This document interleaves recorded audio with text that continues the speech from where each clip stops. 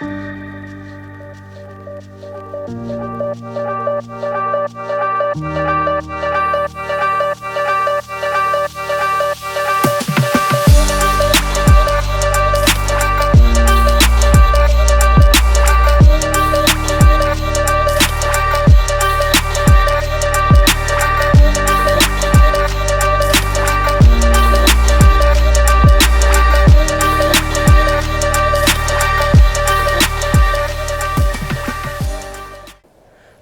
evening, folks. I'm Summer Moran. Thank you for joining us on Extreme Art Television on the Society Network. This show was launched in 2009 as a platform for the unique, underrated, and unknown artist. Throughout the years, Extreme Art Television has had the privilege of showcasing some of the world's best unique artists. EAT is always seeking new and interesting artists to highlight. So if we don't find you, find us at www.suartists.org or on social media at SUArtists. Tonight we've got a great lineup for you, so let's get started. Our first artist is simply astonishing. He possesses a God-given talent that exemplifies the meaning of unique and extreme. He is a native of Great Britain, and it's our pleasure to introduce you to the mystifying talent of Stephen Wiltshire. Okay, so my brother was born in '74, born to parents of West Indian background. Our mother is of St. Lucian background. Our father is from Barbados. And Stephen was born mute until the age of 5 years of age, where he was diagnosed with autism. However, because there was no communication, Stephen started drawing from the age of 3. And this is where the language of art started. So his translation of speaking, if you like, was through drawing. So you went to the Queen's Mill School in London, and they discovered that Stephen had this amazing talent where he could do drawings that were like a 12-year-old, and he was only 5 years of age. So they used to have what they used to call Cadbury's competition every year at school, and Stephen would always win. And then it got into the local newspaper, and the local newspaper got very suspicious because underneath it would say Stephen Wiltshire, 5 years old, but then you would see these pictures of illustrations that looked like it was done by someone of 15 years of age. So they intervened, and boom, that's how it started.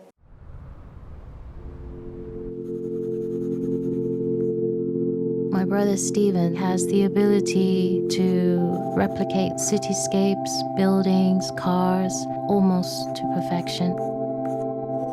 He has a photographic memory.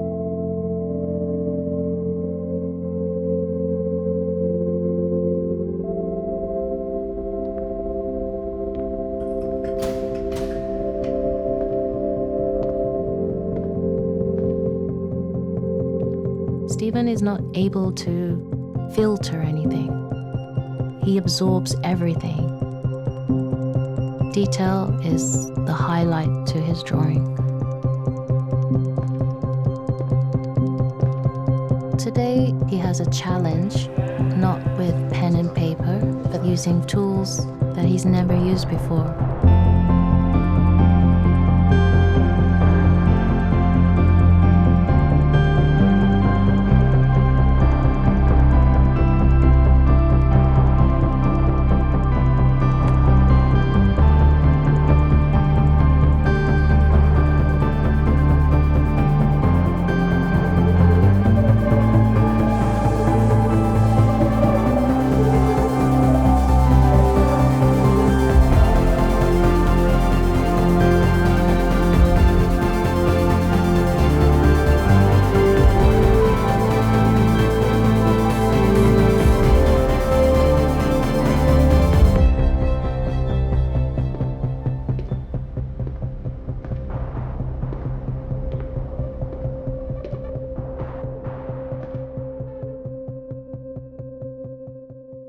Absolutely amazing. Here on EAT, we meet some of the world's most intriguing talent, and Stephen is definitely no exception. We're very grateful to Stephen and his team for providing his story and video clips.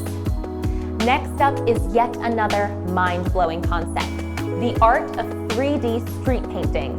This art form requires artists to first visualize a painting, then actually make it come to life on a one-dimensional surface. One artist synonymous with 3D street painting, Tracy Lee Stumms, received the Most Creative Award in the painting category at our very own Unique Art Awards back in 2011. Since then, she's continued to wow audiences around the world with her breathtaking artwork. Let's take a peek.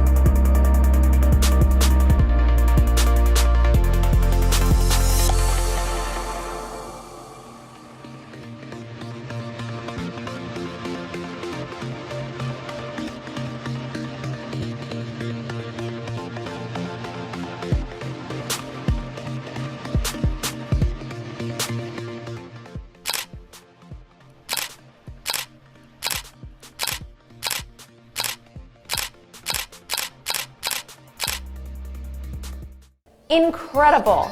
Believe it or not, you might be surprised to learn that not a lot of people are familiar with this art form.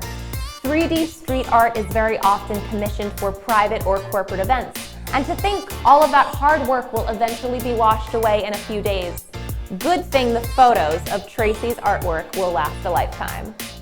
Okay, before we introduce our next unique artist, here's a public service announcement for the Society Network.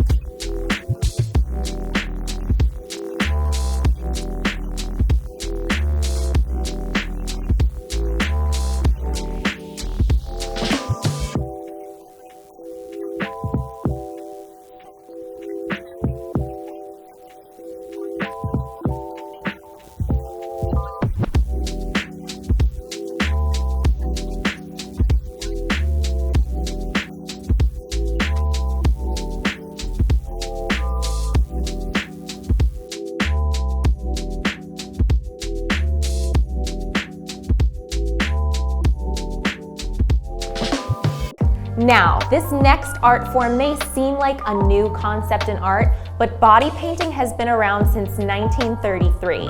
There exist a few variations, and each may have discovered one of the most unique body painters. Let's take a look at the work of Serbian skin illusionist and makeup artist Kika Milosevic, who uses makeup to transform herself into stunning optical illusions.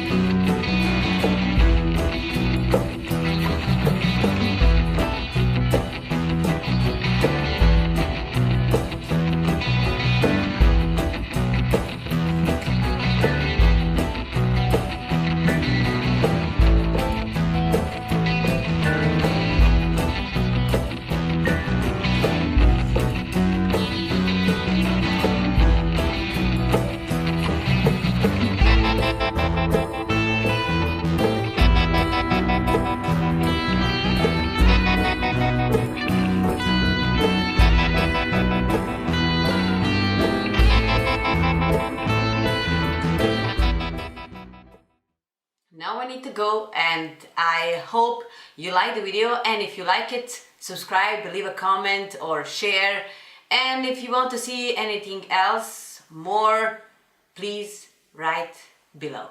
See you! Today we done a great job, and now we go do some mean things. It's Christmas time. I wish you a Merry Christmas. I wish you a Merry Christmas and Happy New Year.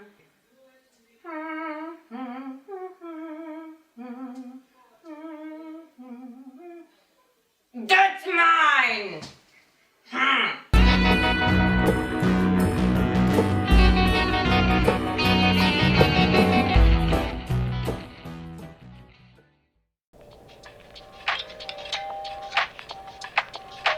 That is so wild. Each of Kika's unbelievable optical illusions requires hours of painstaking work, and she works with at least 3 mirrors. Before she starts painting her body, Kika spends hours relaxing to the sound of music to prepare herself mentally. You can see more of her work on most social media channels, including YouTube, Instagram, Facebook, and Twitter. Okay, our last, but of course not least, unique artist is the sensational coffee artist, Michael Breach. Michael's got a sizable following on social media, and he's one of my personal favorites. His vision and execution are unreal. Michael has previously been featured on Extreme Art Television and explained how he discovered his unique talent, which is quite an interesting story. Let's take a look at that clip, and then we'll cut over to one of his latest videos. Coffee has been a traditional morning drink and dietary supplement for centuries. Within the past 30 years, coffee houses such as Starbucks have helped coffee to become an even bigger trend, and have helped to introduce various espresso coffee drinks to a broader public. I am very pleased to welcome to the studio coffee artist Michael Breach, who is here today to talk about his unique art form created with coffee and milk. Hello, Michael. Hey, Isabel. Thank you so much for joining us today. We are so excited to have you here, and welcome to Extreme Art Television. Thank you for having me. So, Michael, you're here today to tell us about your unique artistry, which is created using just steamed milk and espresso coffee. So let's get started by showing a clip of some of your work. Sounds great. All right. Like when I pull a shot and I put it into a cup and I see the different colors swirling around, that's like my palette. I can actually see it happening. You know, I can see the darker spots, the lighter spots. Coffee is my medium. People always ask, like, do you do art? Do you like paint? Do you draw? And I say no, coffee is my medium. The whole thing kind of is a joke because they dissipate after a while because it's going to be gone in like 3 minutes. I kind of want to be like Willy Wonka with coffee, you know, make it something interesting and fun for people, take the pretentiousness out of it, take the seriousness out of it. It actually sprouted from a unique situation, which is me working in the back of this hotel with an espresso machine and all this equipment to myself for hours and hours and hours. And I kind of realized I could sort of manipulate the milk in the coffee. When I started doing it, I would come up with just faces at first, and then people got really excited about it. It was just like the beginning of the latte art where it was like, oh, I can't draw a face in coffee, and then I tried to, and then it actually worked out. Almost every couple of weeks I come up with a new technique or I find out something different that I can do. And I actually started doing this a long time ago, and I took a break from doing it for like 5 or 6 months. In my like self-deprecating, like, you know, artisticness, I was just like, these aren't good enough yet. I don't want to do this yet. I'm gonna stop and practice and get better at it before I post anymore. So I had a Tumblr for a while, and I stopped posting for like months. I started showing the pictures around to people, and they got really excited about it. So I kind of started doing it again and then practicing, but I wanted to get better at it before I like put myself out there and did it. This doesn't last forever. I think that's what makes it special. You know, that's what makes it something more personal to me, because it's like I actually just painted it for that person to see. I didn't really do it for myself, to have it hanging in my apartment or whatever like that. It's purely for them. It's personal, you know. Wow, that was really amazing. Not your average barista. So can you tell us, how did you discover coffee as an art medium? Well, you know, I was working late night in a hotel in Manhattan, and I just had all of this time to work on coffee art, and I actually got good at all the traditional pouring and those kind of techniques. So I just started experimenting with it by, you know, doing pictures of coworkers and things like that. It actually kind of started off as a dare, like a bet. You know, so I was known as the guy who was good at coffee art, so they were like, well, I bet you can't draw my face in it, and I just did it, and it worked out. You were up for the challenge. Yeah. I like that. Now, what I find to be especially amazing is that you can create and capture really detailed portraits in a coffee cup. How difficult is it for you to work with this medium? It can be very difficult, actually. When I get hired to do some of the gigs that I do, I have to make sure they get a specific machine, a specific type of mug, specific milk. Yeah, there's a lot of very special factors that go into making this one thing happen, and I think that that's partially what makes it special, so I'll take any challenge along the way. Terrific. Now, say you're making a cup and something goes a little awry. Can you fix something once you've started the process, or do you have to get a new coffee cup and start the whole thing over again? You know, it kind of depends on the mistake. You know, I've definitely messed up an eye and I just gave them sunglasses, or you know, like add a little white here and there. I find ways to fix mistakes, and then, again, it's one of those things that's I'm constantly experimenting with. To this day, I still come up with new techniques all the time and new ways to cover up mistakes. So what, like adding a little foam here, a little foam there? A little foam here, a little foam there, and that's one of the techniques that I really use and developed actually a lot, is using the reserved milk at the end. So it definitely helps me in that process of erasing. Yeah. So how long will these artworks last on their own if someone doesn't down them right away? Yeah, it depends on if they want to down it right away, but if they don't, you know, like about, I don't know, like 5 or 10 minutes or so, you know, it really depends on the temperature of the room. But I really enjoy that ephemeral nature of it. Like it really, it's something that doesn't last. It's something very personal that I did just for somebody else, not just, not to have lying around in the living room forever, or, you know, I really enjoy that about it. It kind of makes you kind of live in the moment. Live in the stay moment, in it. appreciate what's in front of you at that time No, in your life. I love exactly. that. It's Yeah. great.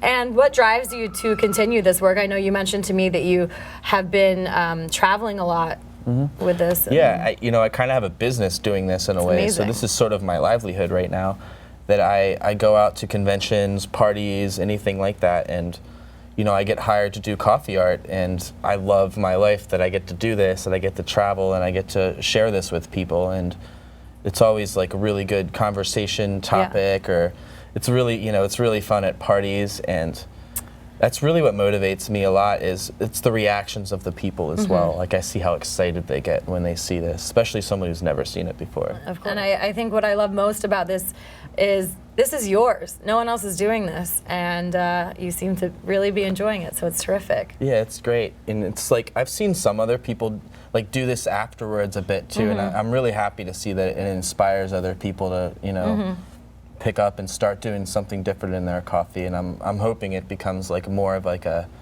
bigger medium in art. I would love to see that. Yeah. Terrific. We were so happy to have you here today. Thank you so much for coming in and talking to us, and it's been really terrific. So thank you so much. Thank you so much, Isabel. Wow. Thank you, Michael. You are truly remarkable. Well, we would like to thank all of our unique artists on today's show and wish them continued success in their artistic careers and lives.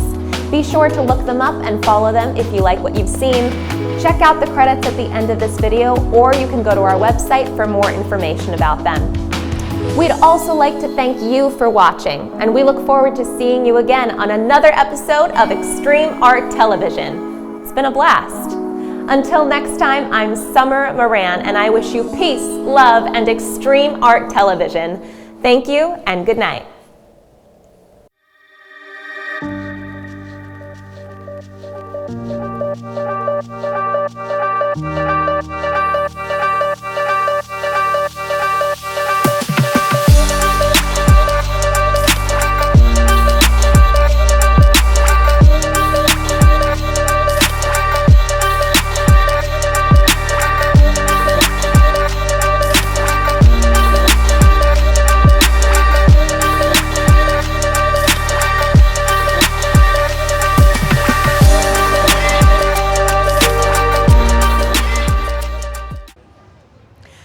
I'm Sophia Guchinoff, and welcome to Extreme Art Television. Today, we're here at the Met Fest, a block party on the plaza at the Met Museum.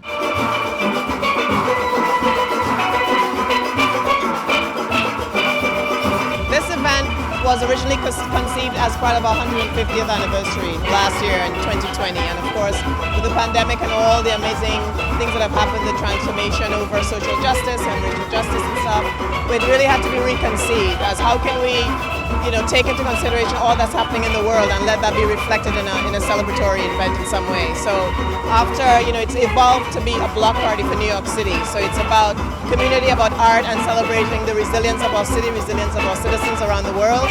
And we're just really hoping that people can come down. This is our love letter to New York and enjoy what's happening with, it's a big community fest really. It's Met Fest, it's a community fest. Hey guys, I'm Matt. I'm hosting the Comedic Society. I'm a stand-up comedian. I've been doing it for about 8 years, and I'm making my Manhattan public access debut. Comedian and punk. Matt Stofsky. Are you guys ready for a great show? We got a great DJ. I don't know, sometimes guys find out that I'm a lesbian and they'll ask me if I want to have a threesome. He's just got a banana suitcase full of dildos and ham sandwiches. For a second, pretend that hell is real and all the gay people forever went there. Do you know what that means? It means there are some beautiful neighborhoods in hell. So if you're seeing me naked for the first time, man, it's gotta be like watching the end of a horror movie. Just because you know the bad guy, and then you think he's gone, and then you're like, oh, he's not dead. Yeah, man, you can't be grabbing butts and eating French fries. I know it's fun. Can't say I've never grabbed a few butts and ate a few French fries myself, but... Yeah, I'm married. I am married to a black woman. It's not a joke, guys. Every time I say this, some people are like, wow, really? Awesome, you know, like as if I got into Harvard. Anyway, I'm from New Jersey. You know who our governor is, Chris Christie, the big guy? But you gotta really hand it to him. After all these scandals and allegations, he's still thinking about running to be president. I just don't know if running is the right choice of words. It's a sex condensation joke. Oh, we're having fun.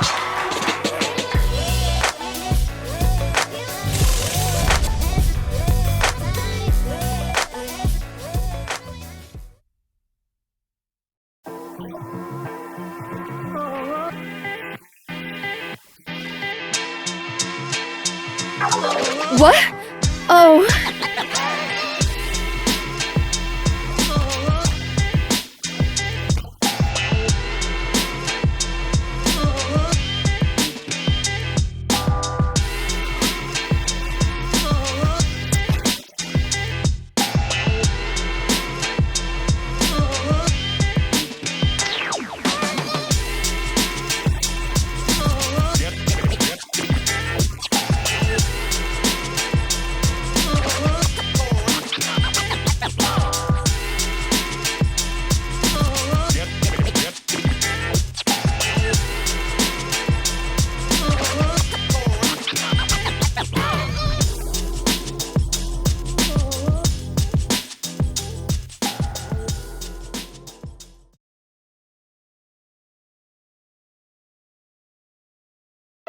Welcome to Society of Unique Artists' nationwide piano donation program, the original and best piano donation program in the USA.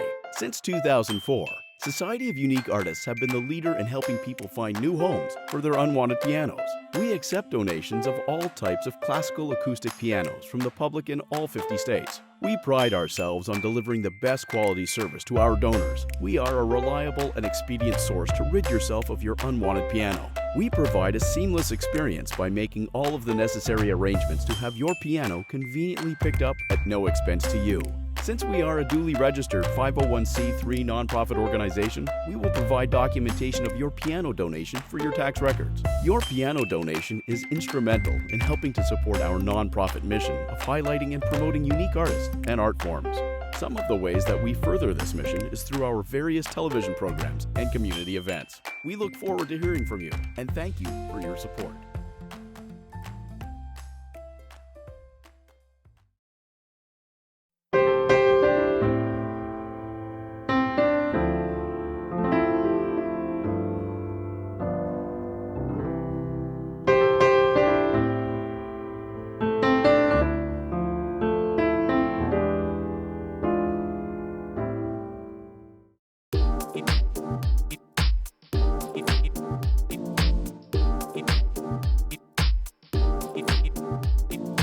This is Broadway.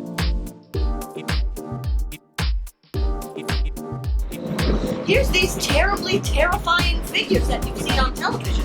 But then, look at how creepy this is. I hope they get paid off.